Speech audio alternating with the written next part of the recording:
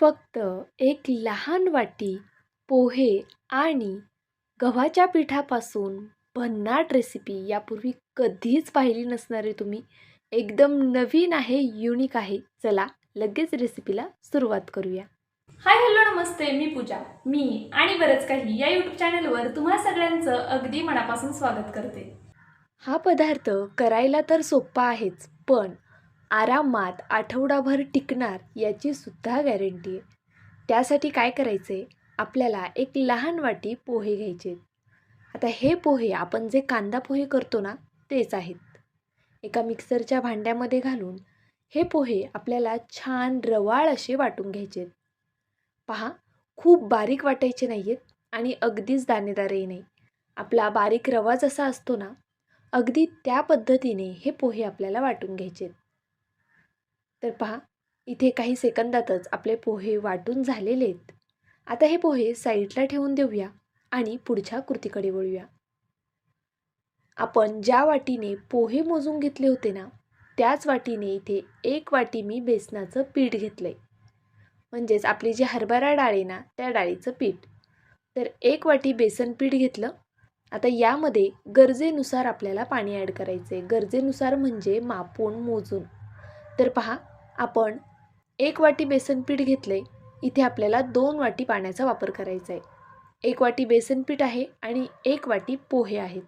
या 2 जिन्नसांसाठी आपल्याला बरोबर 2 वाट्या पाणी इथे वापरायचं आहे.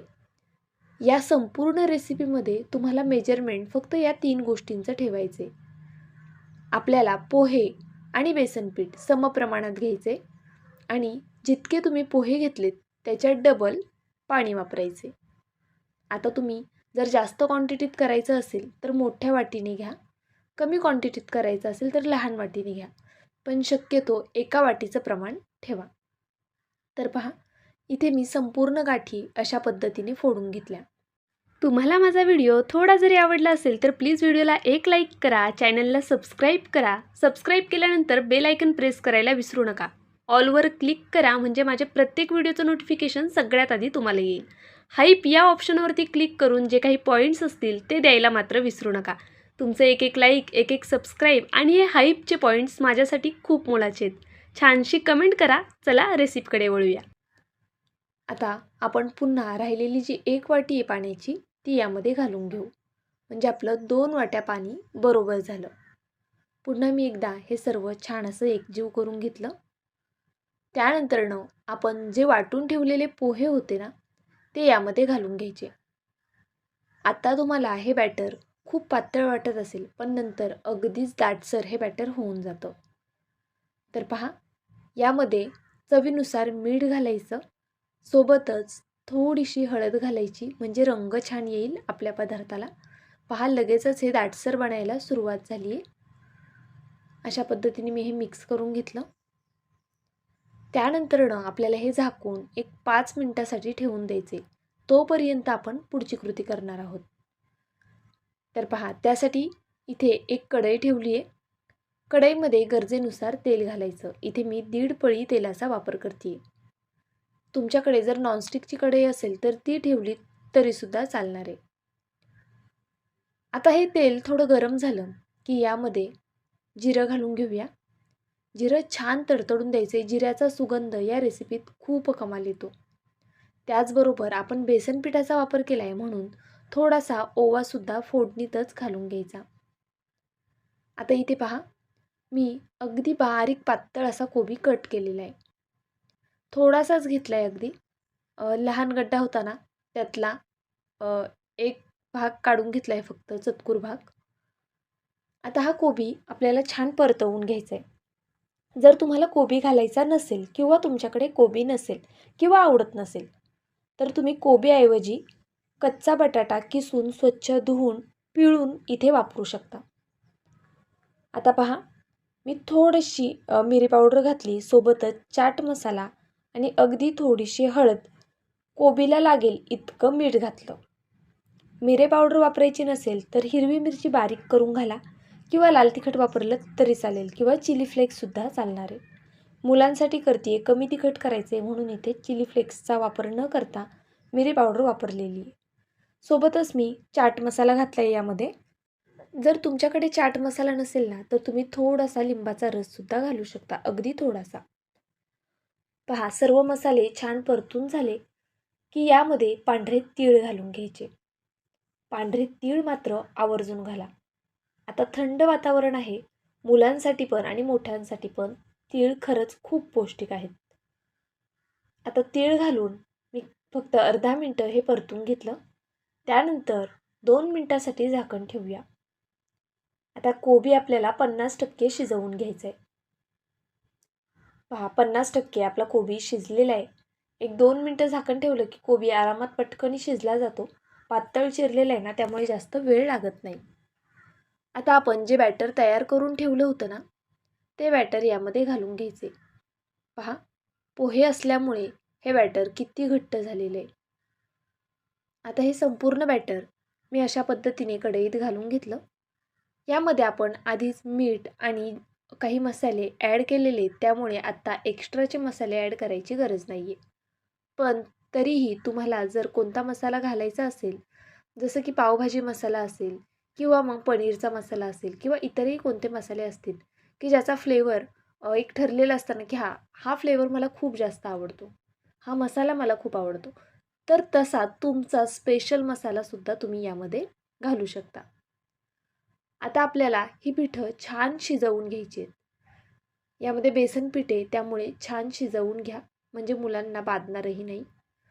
तर पहा, झाकण ठेवून इथे मी 1-2-3 मिनटं छान अशी वाफ काढून घेतली. आता आपण एकदा हे हलवून घेऊया. कमीत कमी 3 मिनटं तरी तुम्हाला ह्याची वाफ काढून घ्यायची आहे. हे व्यवस्थित असं मी एकजीव करून घेते, छान मिक्स करून घेते. पहा, आपला हा पिठाचा गोळा बऱ्यापैकी शिजत आला आहे. आता याला बाइंडिंग यावं म्हणून इथे मी गव्हाच्या पिठाचा वापर करणार आहे. 2 चमचे गव्हाचं पीठ घातलं.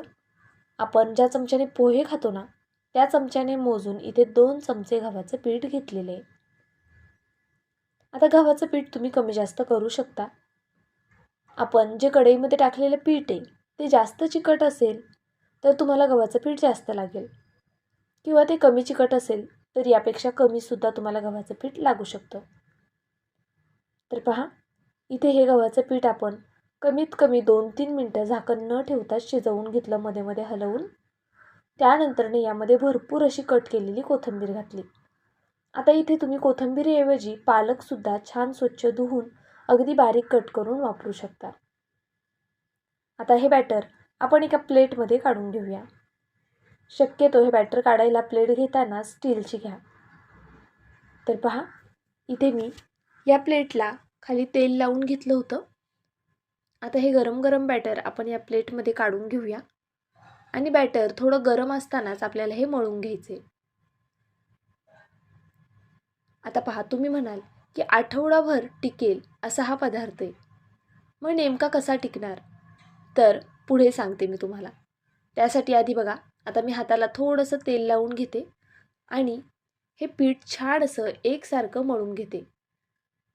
तेल लावल्यामुळे कसं हे एकसारखं मळता येईल आणि छान पीठ मळून तयार होईल. पाहू शकता तुम्ही किती मस्त गोळा तयार झालेला आहे याचा. ज्यावेळेस तुम्ही हे एखाद्याला खायला द्याल ना, कोणी म्हणणारही नाही की यामध्ये पोह्यांचा सुद्धा वापर केलेला आहे. अतिशय वेगळी युनिक रेसिपी आहे. यापूर्वी कधीच कुठे पाहिली नसणार आहे आणि कधी केलीही नसणार आहे. या व्हिडिओचा शेवट जे व्यक्ती पाहिल ना, ते सगळेच आजच ही रेसिपी करायला घेतील, याची मी 100% गॅरंटी देते. तर पहा, इथे आपण एकसारखा हा गोळा असा मळून घेतल्यानंतरनं प्लेटमध्ये थापून घ्यायचा आहे, अगदी अशा पद्धतीने. हा गोळा थापताना व्यवस्थित एकसारखा सगळीकडनं थापून घ्या, म्हणजे कसं आपण जो पदार्थ करणार तो सुद्धा छान एकसारखाच तयार होईल. आता हे पीठ बऱ्यापैकी कोमट होत आले, त्यामुळे जास्त काही हाताला भाजत वगैरे नाही, पण थोडं गरम असतानाच आपल्याला हे असं थापून घ्यायचे. आता हे जरा वेळ साईडला ठेवूया आणि पुढची कृती तयार करून घेऊया. तर पहा, आपण एक स्लरी तयार करतोय. त्यासाठी इथे तीळ घ्यायचे आहेत पुन्हा, म्हणजे ते वरतून छान दिसतात आणि खायला सुद्धा छान लागतात. सोबतच अगदी थोडासा ओवा घातला. हा दाताखाली आला ना की छान लागतो, त्यामुळे आवर्जून घाला. त्यानंतर थोडं जिरंसुद्धा इथे मी घालून घेतलं आणि भरपूर अशी कट केलेली कोथिंबीर. पुन्हा इथे सुद्धा सेम तुम्ही पालकचा वापर करू शकता. कोबीऐवजी तुम्ही बटाटा किसून घाला किंवा इतर कोणत्या भाज्या तुम्हाला आवडत असतील त्या तुम्ही नक्कीच इथे वापरू शकता. पहा, 1 चमचे गव्हाचं पीठ घेतलं. सोबतच 1 चमचाभर मी इथे कॉर्नफ्लॉवर घेतलेले आहे. गव्हाच्या पिठाऐवजी तुम्ही थोडं बेसन पीठ घेतलं तरी चालेल आणि कॉर्नफ्लॉवरऐवजी तांदळाचं पीठ वापरलं तरीसुद्धा चालणार आहे. सोबतच मी थोडंसं चवीनुसार मीठ घालून घेतलं. आता आपल्याला ही स्लरी छान अशी एकजीव करून घ्यायची आहे. याच्या अजिबातच गाठी झाल्या नाही पाहिजे आणि शक्यतो गाठी होतही नाही. थोडं थोडं करून पाणी घालायचं आणि छान अशी स्लरी तयार करायची. पाणी एकदम घालू नका. आपल्याला ही स्लरी खूप घट्ट नको आहे आणि खूप पातळही नको आहे. त्यामुळे अगदी थोडं थोडं करत अशा पद्धतीने पाणी ॲड करायचे. आता याला अजून थोडी चव यावी त्यासाठी आपण यामध्ये थोडीशी मिरे पावडर वापरणार आहोत. आता मिरे पावडरऐवजी तुम्ही इथे थोडासा लाल तिखट किंवा तुम्हाला आवडेल तो मसाला घालू शकता. सोबतच मी इथे चिली फ्लेक्सचा सुद्धा वापर केलेला आहे. आपण ही स्लरी वरतून वापरणार म्हणून मग ती दिसायला छान दिसेल म्हणून इथे थोडंसं चिली फ्लेक्स घातलेलं आहे. तुम्ही स्किप केलं तरी चालणार आहे. पहा, परफेक्ट अशी आपली ही स्लरी बनून तयार झाली. आता ही स्लरी साईडला करूया आणि आपण जे बॅटर थापून ठेवलं होतं ते पाहूया. याच्या आपल्याला वड्या करून घ्यायच्या आहेत. पहा, बॅटर छान थंड झाले. आता मी वड्या कट करून घेते. हे बॅटर बऱ्याचदा सुरीला चिकटलं जातं. त्यावेळी तुम्ही याला पाणी लावून पुन्हा अशा पद्धतीने वड्या कट करून घेऊ शकता. पाणी लावल्यामुळे कसं पटकन हे पीठ सुरीला चिकटणार नाही. पाण्याऐवजी तेल लावलं तरीसुद्धा चालेल. याच्या आपण अशा पद्धतीने चौकोनी फोडींमध्ये वड्या कट करून घेणार आहोत. पहा, या तयार झालेल्या वड्या आहेत ना, तुम्ही आठवडाभर आरामात स्टोअर करून फ्रीजमध्ये ठेवू शकता. फ्रीजमध्ये आठवडाभर हा पदार्थ आरामात टिकतो. तर अशा पद्धतीने मी इथे वड्या कट करून घेतल्या. पाहू शकता. आता इथे मी तुम्हाला काही वड्या काढून दाखवते. पहा, वडी ही काढून घेतली ना की आपल्याला हाताने याला थोडासा व्यवस्थित असा आकार देऊन घ्यायचा आहे.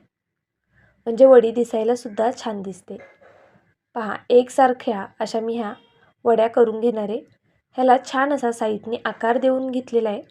आता ही साईडला ठेवूया आणि अशाच पद्धतीने इतरही वड्या तयार करून घेऊया. आहे की नाही किती पौष्टिक. हा व्हिडिओ तुम्ही शेवटपर्यंत पहा. नक्कीच तुम्हाला ही रेसिपी खूप आवडणार आहे. या व्हिडिओचा शेवट काहीतरी वेगळाच आणि कमाल आहे.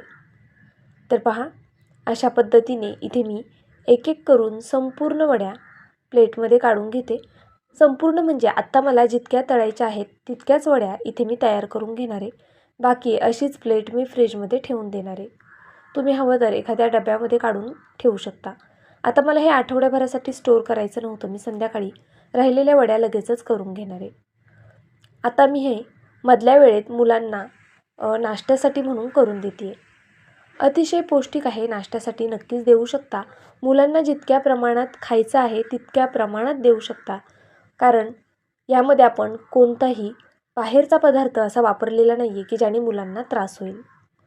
घरच्या तेलामध्ये तळणार आहे, त्यामुळे खात्री असणार की आपण अतिशय पौष्टिक हा पदार्थ तयार केलेला आहे. पहा, एक एक करून वडी स्लरीमध्ये डीप करायची आणि अशा पद्धतीने तळून घ्यायची. अगदी झटपट ह्या वड्या बनून तयार होतात. स्पूनच्या साहाय्यानेच इथे ह्या वड्या मी सोडून घेणार आहे तेलात.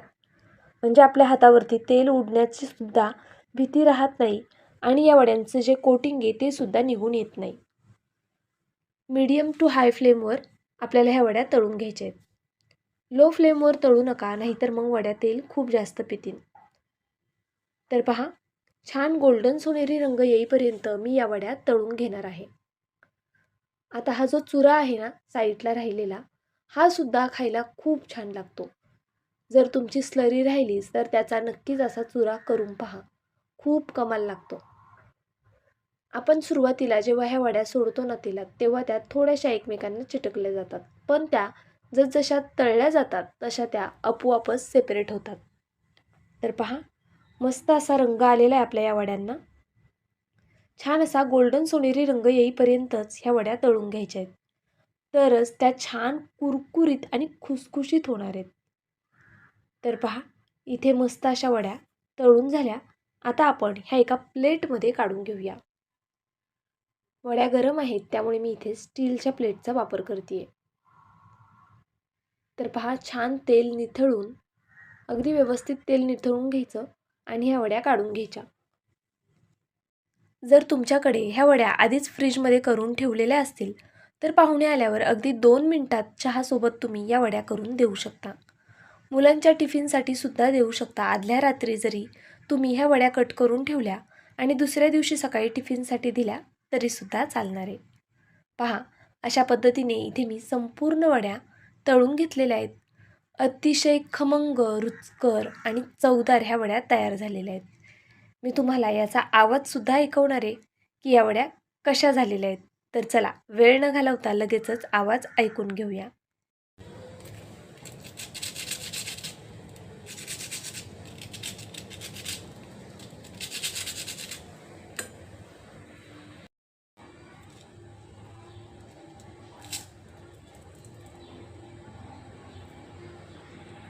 पटली ना खात्री? किती कुरकुरीत, खुसखुशीत आणि खमंग ह्या वड्या तयार झालेल्या आहेत. अतिशय पौष्टिकसुद्धा. रेसिपी आवडली असेल तर नक्कीच व्हिडिओला एक लाईक करा. नवीन असाल, सबस्क्राईब केलं नसेल तर सबस्क्राईबसुद्धा करून घ्या, म्हणजे माझ्या अशा छान छान रेसिपीज तुमच्यापर्यंत सगळ्यात आधी पोहोचतील. त्याचबरोबर तुम्ही हा व्हिडिओ कुठून पाहताय ते सुद्धा कमेंट करून कळवा. ही रेसिपी करणार की नाही, कधी करणार ते सुद्धा कळवा. आणि केल्यानंतर आवर्जून कमेंट करा की ताई रेसिपी केली आणि घरातल्यांना आवडली की नाही आवडली. आता हा पदार्थ मी केचपसोबत दिलेला आहे, पण तुम्ही कोणत्याही प्रकारच्या चटणीसोबत किंवा चहासोबत किंवा असाच खाल्लात तरी चालेल. माझा व्हिडिओ तुम्ही संपूर्ण पाहिला त्याबद्दल खरंच खूप मनापासून धन्यवाद. उद्या असाच एक छानसा व्हिडिओ घेऊन मी पुन्हा हजर राहीन. तोपर्यंत bye. Thank you so much for watching.